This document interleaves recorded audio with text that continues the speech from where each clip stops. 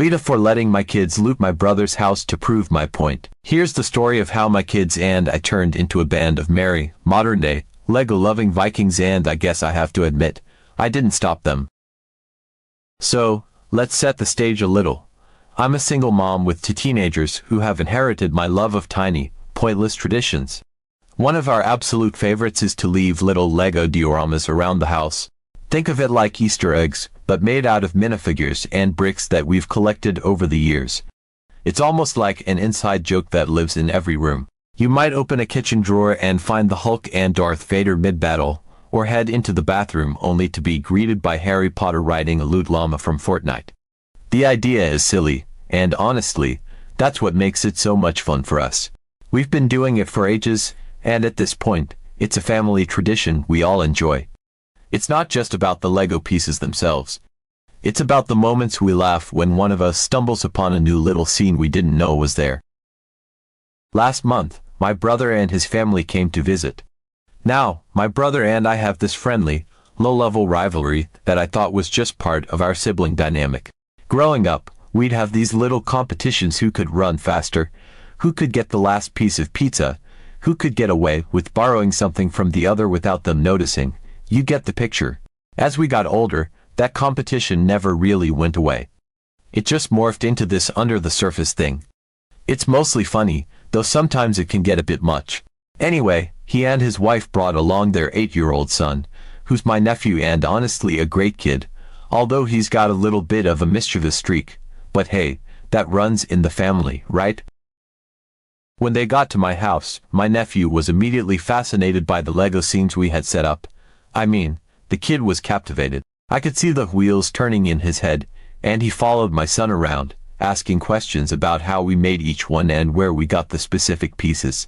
I didn't think much of it at the time because he's a curious kid, and I figured he was just excited to be part of our little Lego world.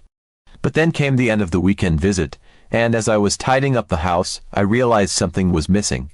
Specifically, Iron Man, Darth Vader, and our prized loot llama were nowhere to be found.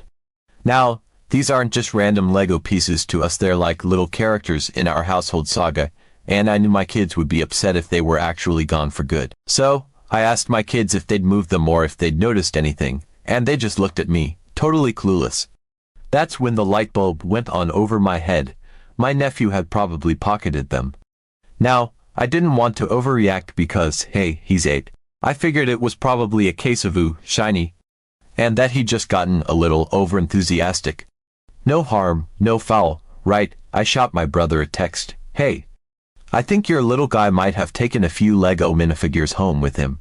Could you check and bring them back next time we see each other? I kept it light, assuming he'd understand and just give me a quick, oh, whoops. I'll bring them over, but instead, he hits me with, oh, that's just kids being kids. Haha, I'll bring them next time.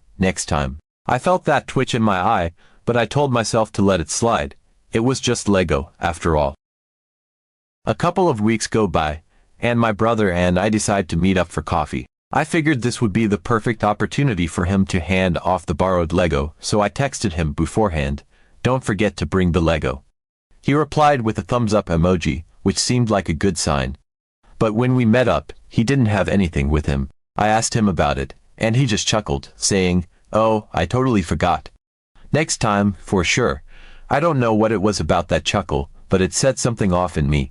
My kids had been asking about those missing pieces, and it was starting to feel like my brother just didn't care. Or worse, that he thought I was being ridiculous for wanting them back. So, I decided that if he was going to play the kids will be kids game, I could play too, and I'd do it with two teenagers who knew how to follow instructions to the letter. After our last exchange, I noticed he'd been quiet, almost suspiciously so.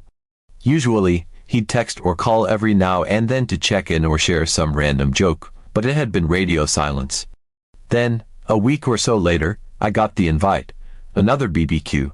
A Saturday afternoon, just the whole family, no big deal. And that was when I knew this was my moment.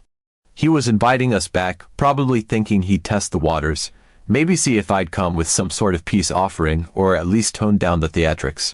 But, of course, I had no intention of doing that. Before we left, I made it perfectly clear to my kids that we'd have one rule.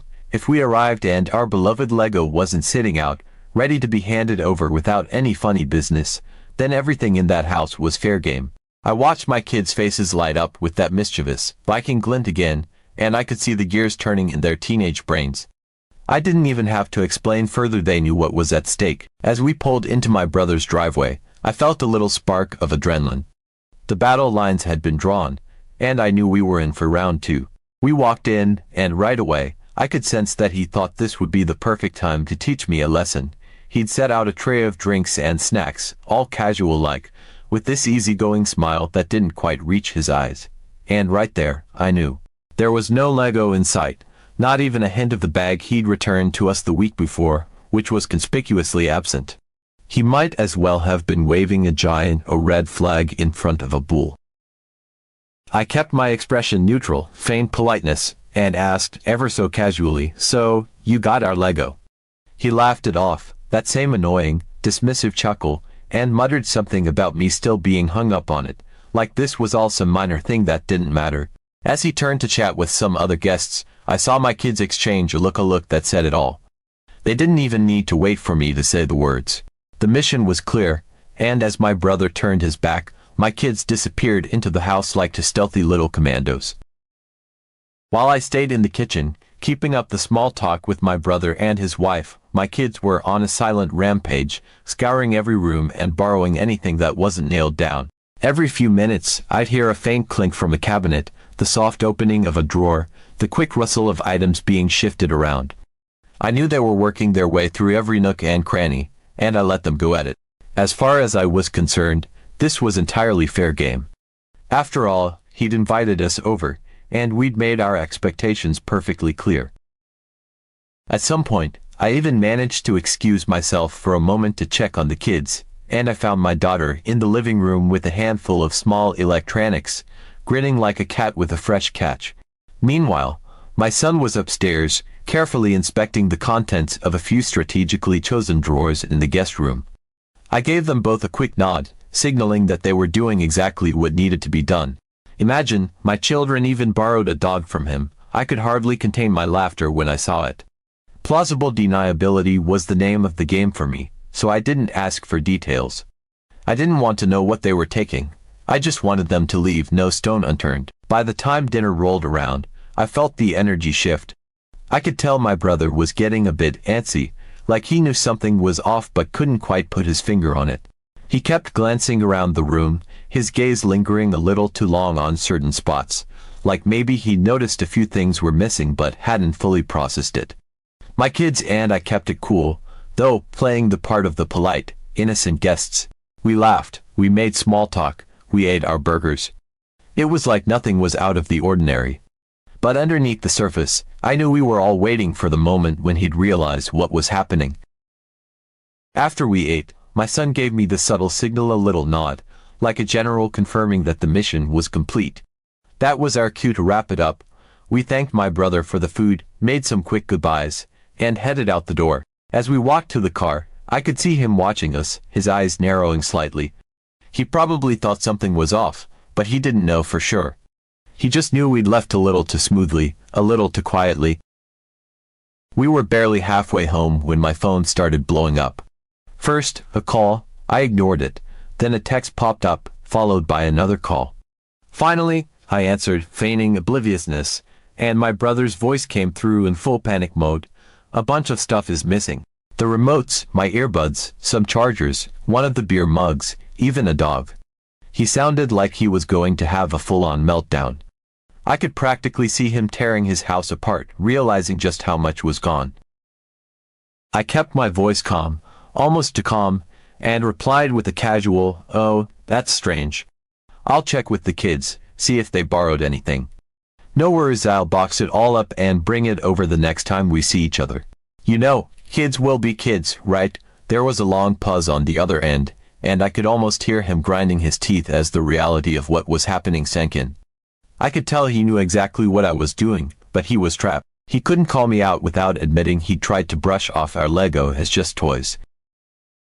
Then, he muttered through clenched teeth, "No, I want my stuff back now. This isn't funny. I just kept my cool, repeating, "Next time." No rush. There was a thick, uncomfortable silence, and then he let out a frustrated sigh before hanging up. Less than an hour later, my brother showed up at my doorstep, his face red as a beet and his hands full of Lego pieces. I could tell he'd done a mad scramble, gathering up anything that remotely resembled our stuff, just to make sure he returned every single piece. He'd even tossed in a few extras that clearly weren't ours, as if he wanted to be absolutely sure he hadn't missed anything. I handed him his stuff back with a satisfied smile, including the remotes, the electronics, and even his favorite beer mug and dog, which I think might have been the final straw. As I handed him everything, I made it very clear. This was the protocol moving forward if his son decided to take a few souvenirs from our house again. After that, he stomped off, muttering under his breath about how ridiculous it was to make a special trip to return toys, but I knew I'd gotten my point across. Later, my parents caught wind of the whole thing, and they called to lecture me about how there was a huge difference between an 8-year-old innocently taking a few Lego pieces and to teenagers ransacking their uncle's house. Maybe they're right, maybe I went overboard. But honestly, I have zero regrets. The look on my brother's face when he realized what had happened was priceless, and now he knows when it comes to family games, we don't play fair. And if he ever forgets, well, my kids and I will be more than happy to remind him. Update 1. After that last showdown with my brother, things were a bit tense. I thought the Lego heist would have sent a clear enough message, and to be honest, I didn't expect things to escalate. I figured we'd reached an unspoken truce after all. He got his precious electronics back, I got my Lego, and we all had a laugh, or at least I did. But apparently, my brother hadn't seen it that way. Instead of letting things settle, he took it personally and decided he needed to even the score. I just didn't know he'd be waiting for the perfect opportunity to make his move. Fast forward a few weeks, I'm at home with my kids, just an ordinary evening with nothing unusual going on. My son was upstairs, and my daughter was watching TV with me, when I suddenly heard the unmistakable rumble of a car engine outside. At first, I thought maybe it was one of the neighbors starting their car, but something didn't feel right. This sound wasn't distant, it was right outside, practically vibrating through the walls. My daughter looked at me, eyebrows raised, and without even saying anything, we both got up and moved toward the window. That's when I realized the sound wasn't coming from the street, it was coming from the garage. My heart dropped as I put two and two together. I swung open the front door and rushed outside, and that's when I saw it. My car was slowly rolling down the driveway, and in the driver's seat, clear as day, was my brother. He'd started my car, and he was pulling out of my driveway like he owned it. He saw me standing there, jaw practically hitting the pavement, and gave me a huge, smug grin. I could hear his laughter through the open window as he waved and drove off, my car rolling down the street with him at the wheel. In that instant, I knew he was out for revenge. This wasn't just some prank or petty payback. No, he decided to borrow my car as his way of getting even. My mind was racing as I watched him turn the corner and disappear down the street. 100 thoughts ran through my head all at once, and none of them involved just sitting back and letting him get away with it. He'd crossed a line, and I knew that if I didn't do something equally bold, he'd keep trying to one-up me. At first, I considered calling the police. After all, it's not every day that someone just drives off with your car from your own garage. But then I stopped myself, realizing that wasn't the answer. This was a family feud, a ridiculous sibling rivalry that had somehow spiraled out of control, and calling the cops felt like it would be giving him too much satisfaction. He wanted me to react. He wanted me to be rattled. And that's when it hit me, I needed to play this game on my terms, and I had just the plan. I grabbed my phone, but instead of dialing him up, I did a little digging. I knew my brother was smart enough not to go too far. He wouldn't risk being seen driving around with my car for long, and he'd probably keep it somewhere nearby just to make me sweat. He'd want to draw out this little power play, letting me wonder what condition he'd leave my car in or what hoops he'd make me jump through to get it back. But what he didn't know was that I had an ace up my sleeve. I'd had a tracking app installed on my car months ago after a string of minor thefts in the neighborhood. It was one of those little extras I hadn't told anyone about, and now it was about to come in handy.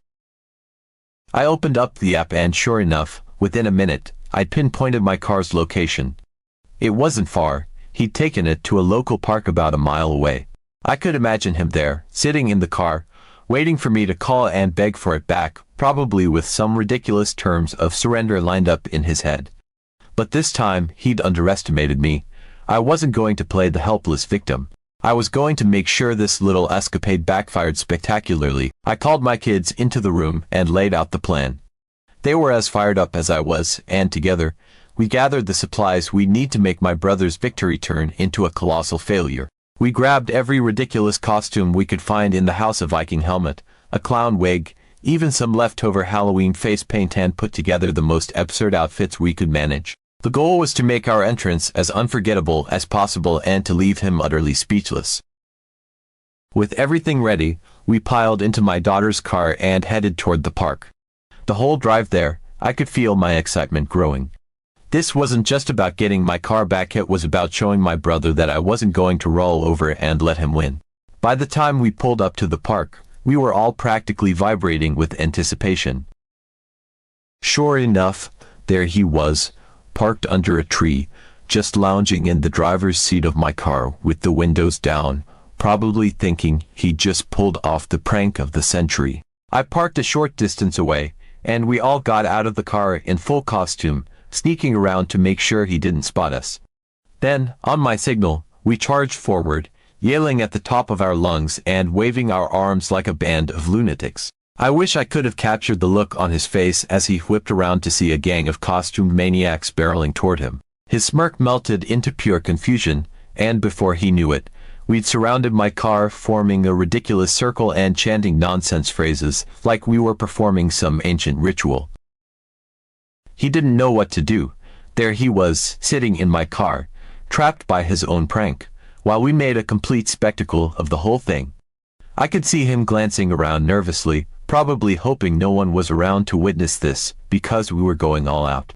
We danced around the car, chanting, singing, making a total scene, and he just sat there, his expression a perfect blend of annoyance and embarrassment. Finally, after what felt like an eternity, he opened the door, threw up his hands, and stomped out, muttering something about how he'd had enough. But I wasn't quite done yet.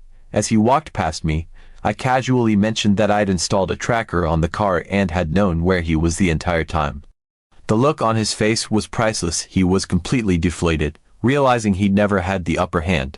My kids and I climbed back into the car, still wearing our ridiculous costumes, and drove home, laughing the whole way. My brother, on the other hand, walked back to his car empty-handed, probably plotting his next move but knowing he'd been thoroughly outplayed. When we got home, I felt a strange sense of satisfaction, knowing that I'd turned his own game against him. The score was settled, at least for now, and I could only imagine the stories he'd have to tell about the day he tried to steal my car, only to end up ambushed by a family of costumed maniacs. The rivalry might not be over, but one thing was clear: he'd think twice before messing with me again. Update 2. Later that week, after the whole spectacle with my brother and the car, my phone rang, and I saw it was my parents calling. I knew it was coming. I could only imagine what kind of story my brother had fed them by now. I picked up, trying to stifle my amusement because I had a feeling this call was about to get interesting. Sure enough, the first words out of my mother's mouth were, "Are you crazy?" I couldn't hold it in and immediately started laughing. The whole situation had been absurd, after all. But my mother wasn't amused. She snapped, "This is not funny." My laughter only got worse. I couldn't help myself. The absurdity of it all was just too much. Here we were, fully grown adult siblings in our 40s, and yet we'd been dragged back to the days of sibling squabbles, pranks, and ridiculous rivalries. And now, we dragged our parents into it. As if on cue, my father's voice chimed in, sounding exasperated as he explained that my brother had called them, apparently in a state of total indignation, and told them everything. Or at least, what he thought was everything. That was what really got me. My brother had spun his tale to our parents in true dramatic fashion, apparently without including the key detail that made my reaction make sense: the fact that he'd taken my car. I could picture him conveniently leaving out that one little fact, probably spinning it to make himself look like the innocent victim of my insanity. In his version, I was the one who had showed up at his house in costumes, acting ridiculous and embarrassing him in public. No mention of the car, no mention of him actually driving off with it, just him, being an innocent guy minding his own business, when suddenly his sister and her kids decided to bring the circus to his house. I laughed even harder, imagining the scene my brother must have created over the phone. My parents, meanwhile, sounded genuinely distressed. They went on about how my brother had called them in a huff, describing how we'd ambushed him in some kind of elaborate, costume-driven display. They said he'd been embarrassed, bewildered, and utterly blindsided. My mother started in with that serious tone only moms can manage, like I'd committed some grave offense against the family name, and I could barely catch my breath from laughing. I asked them what they thought about the fact that he had stolen my car. The line went silent for a second. Apparently, that was news to them. My brother, in all his self-righteous storytelling, had conveniently left out the crucial fact that he had taken my car from my own garage without a word. I could hear my parents scrambling to process this new bit of information, and the realization dawned on them slowly. They had been fed a carefully curated version of events, but they were starting to understand that the story had a few missing pieces literally. My father sounded confused, almost like he couldn't believe it, and my mother just sighed. They didn't know what to say. As I explained how he borrowed my car to teach me some kind of lesson and driven off with it, I could feel their exasperation building.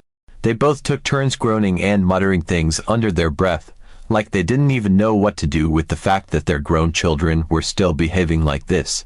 They must have been picturing us, two 40-somethings, still caught up in sibling pranks and one-upmanship, acting like middle school rivals rather than adults with kids of our own. Once I finished telling them the whole story, complete with my own triumph of the costumed ambush, they fell quiet again. I think it was starting to dawn on them just how deep this rivalry went and how committed both of us were to outdoing the other. I waited, curious about what they'd say, almost expecting them to pick sides, maybe even get a little laugh out of it. But, oh no. Instead, my mother just sighed and declared, in that disappointed tone only moms can pull off, that we were both crazy. She said we were acting like children and needed to grow up already. It was the kind of statement she used to make when my brother and I were 12 and fighting over something dumb like who got to sit in the front seat.